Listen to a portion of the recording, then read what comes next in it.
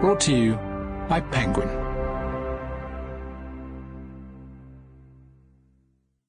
That Reminds Me by Derek Owusu, read by Kobna Holdbrook-Smith.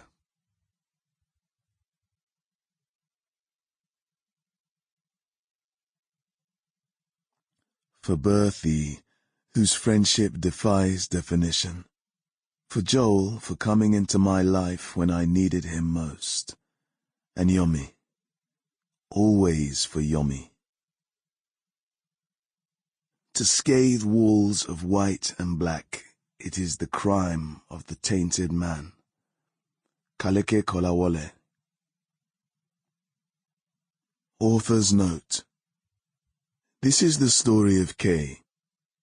If you believe your life to be as fictitious as Kay's, if you find yourself within the pages of this book, then you are holding the pen, and not me.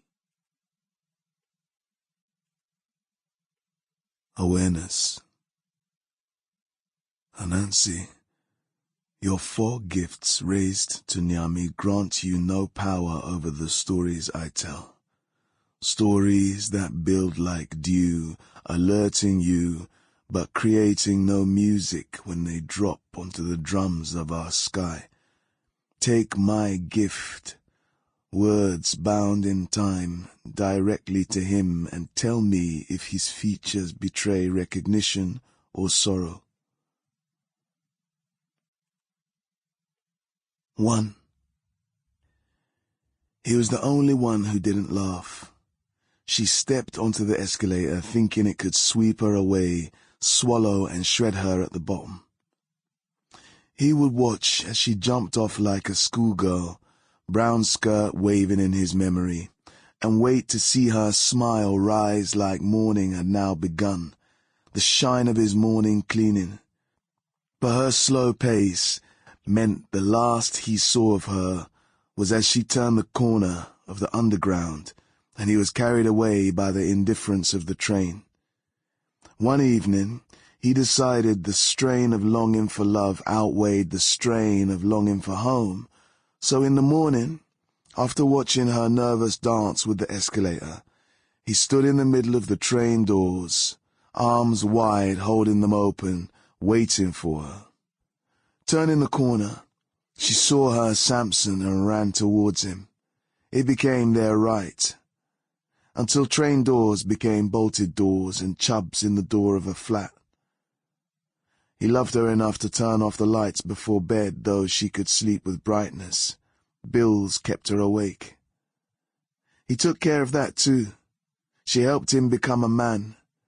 Let him use her calling card to speak to his mother while he pounded fufu, vigorous as he shook the stove. So maybe they kissed, maybe they laughed. Maybe he did love my mum from the start. 2. My mum suffocated under the pool of light called an imperial sun, so my life begins with a nose broader than the wing on which I was weighed.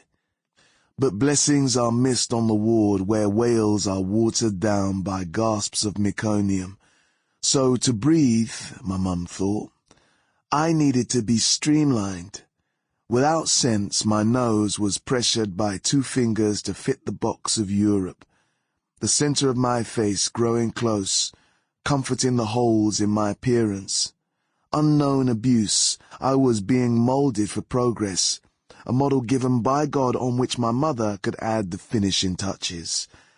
A joint project on which to project imbibed insecurities, so now I breathe British air with airs akin to royal airs. My mum thought she was making a dark life fair. 3. Watch the little boy bobbing up and down on his father's lap, no one caring if he falls or where he'll land, and you'll think the boy has no chance, no way to change what's to become his life. His father wrote his destiny on the back of a betting slip, fixing it, and now he plays roulette with his boy, watching the numbers, wondering what difference it makes where the ball settles. His father smacks his hand as he Sample complete. Ready to continue?